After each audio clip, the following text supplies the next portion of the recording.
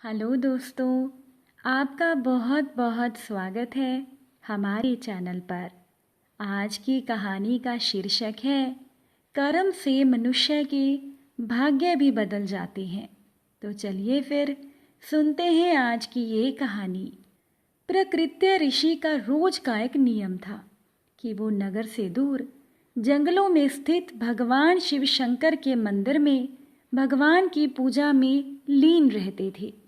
कई वर्षों से उनका ये अखंड नियम था। उसी जंगल में एक नास्तिक डाकू अस्थिमाल का भी डेरा था। अस्थिमाल का भय आसपास के क्षेत्र में व्याप्त था। अस्थिमाल बहुत बड़ा नास्तिक था। वो मंदिरों में भी चोरी डाका करने से नहीं चूकता था। एक दिन अस्थिमाल की नज़र प्रकृत्य ऋषि पर पड़ी।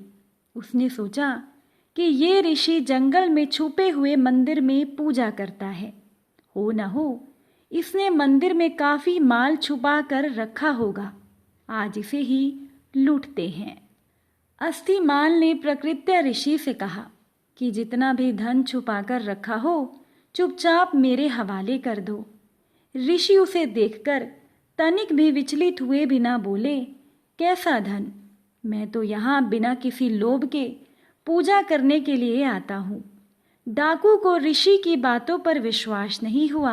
उसने क्रोध में ऋषि को जोर से धक्का मारा। प्रकृत्य ऋषि ठोकर खाकर शिवलिंग के पास जाकर गिरे और उनका सर फट गया। रक्त की धारा फूट पड़ी।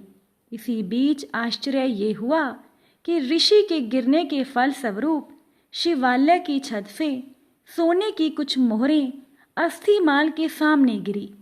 मोहरों को देखकर अस्थिमाल अट्टहास करते हुए बोला कि तू ऋषि होकर झूठ बोलता है। झूठे ब्राह्मण, तू तो कहता था यहाँ कोई धन नहीं, फिर ये सोने की मोहरें कहाँ से गिरी? अब अगर तूने मुझे सारे धन का पता नहीं बताया तो मैं यहीं पटक पटक कर तेरे प्राण ले लूंगा। ऋषि करुणा में भरकर दुखी मन से बोले, हे शिवजी, मैंने पूरा जीवन आपकी सेवा पूजा में समर्पित कर दिया, फिर ये कैसी विपत्ति आन पड़ी? प्रभु मेरी रक्षा करें। अब जब भक्त सच्चे मन से पुकारे तो भला ईश्वर कैसे ना आते? भगवान शिव शंकर उसी क्षण प्रकट हुए और ऋषि को कहा कि इस होनी के पीछे का कारण मैं तुम्हें बताता हूँ।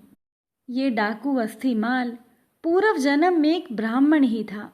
इसने कई वर्षों तक मेरी भक्ति की, परंतु एक दिन इससे एक भूल हो गई। ये पूरा दिन निराहार रहकर मेरी भक्ति ही करता रहा। दोपहर में जब इसे प्यास लगी तो ये जल पीने के लिए पास के ही एक सरोवर तक पहुंचा। संयोग से एक गाय का बछड़ा भी दिन भर का प्यासा वही पानी पीने आया। तब इसने उस बछड़े को कोहनी मारकर भगा दिया और खुद पानी पिया। इसी कारण इस जन्म में ये डाकू हुआ और तुम पूर्व जन्म में मछुआरे थे। उसी सरोवर से मछलियां पकड़कर उन्हें बेचकर अपना जीवन यापन करते थे। जब तुमने उस छोटे से बछड़े को निर्जल परेशान देखा तो अपने पात्र में तुम उसके लिए थोड़ा जल लेकर आए। उसी पुण्य के कारण तुम्हें ये ब्राह्मण कुल प्राप्त हुआ है और इस डाकू के पिछले जन्म के पुण्यों के कारण इसका आज राज तिलक होने वाला था। पर इस जन्म में डाकू होते हुए इसने ना जाने कितने निरपराध लोगों को मारा और कई जगह चोरियां की। इसी वजह से इसके पुण्य सीमित हो गए और इसे केवल कुछ ही मुद्राएं मिल पाई। तुमने पिछले जन्म में अनगिनत मत्स्यों का आखेट किया, जिसके कारण आज का दिन तुम्हारी मृत्यु के लिए तय था। पर इस जन्म में तुम्हारे पुण्यों के कारण ही तुम्हें मृत्यु स्पर्श नहीं कर पाई और केवल ये घाव देकर लौट गई।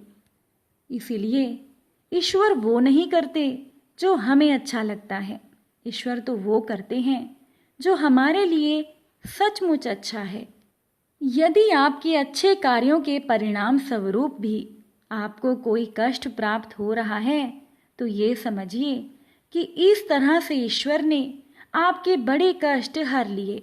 हमारी दृष्टि सीमित है, परंतु ईश्वर तो लोक परलोक सब देखते हैं, सबका हिसाब रखते हैं। हमारा वर्तमान, भूतकाल और भविष्य सभी को जोड़कर भगवान हमें वही प्रदान करते हैं जो हमारे लिए उचित है। आज की ये कहानी अगर आपको पसंद आई हो तो इस चैनल को सब्सक्राइब ज़रूर कीजिएगा। कहानी सुनने के लिए आप सभी का बहुत बहुत धन्यवाद।